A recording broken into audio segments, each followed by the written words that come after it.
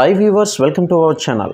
విజయ్ దేవరకొండ నటించిన the family star మూవీకి సంబంధించి 7వ రోజు కలెక్షన్స్ ఏ విధంగా ఉన్నాయి మరి తెలుసుకునే ముందు మొదటిసారిగా నా ఛానల్ చూస్తున్నట్లయితే సబ్స్క్రైబ్ చేసుకుని వీడియోని లైక్ చేయడం మాత్రం మర్చిపోకండి. మరి ఈ సినిమా చూసిన మీలో మీ యొక్క అభిప్రాయాన్ని కింద కామెంట్ సెక్షన్లో తెలియజేయండి.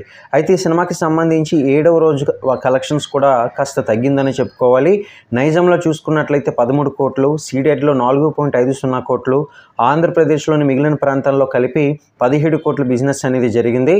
ఇలా మొత్తంగా తెలుగులో 34.50 కోట్లకి అయితే అమ్ముడైంది. అలాగే కర్ణాటక ప్లస్ రెస్ట్ ఆఫ్ ఇండియాలో 3 కోట్లు, ఓవర్సీస్లో 5.50 కోట్లతో కలిపి దీని మొత్తంగా 43 కోట్ల బిజినెస్ అనేది జరిగింది.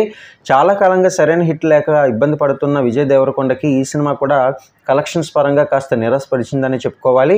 ఇక రెస్పాన్స్ అనేది క్రమంగా పడిపోతూనే వస్తుంది. ఇక ముఖ్యంగా నిన్నట్లాగే 7వ రోజు వర్కింగ్ డే కావడంతో ఈ మూవీకి స్పందన దారుణంగా అయితే వచ్చింది. ఫలితంగా ఆంధ్రప్రదేశ్, తెలంగాణలో కలుపుకొని ఈ సినిమా కేవలం 35 లక్షల షేర్తో పాటు 70 లక్షల గ్రాస్ను వసూలైతే చేసింది.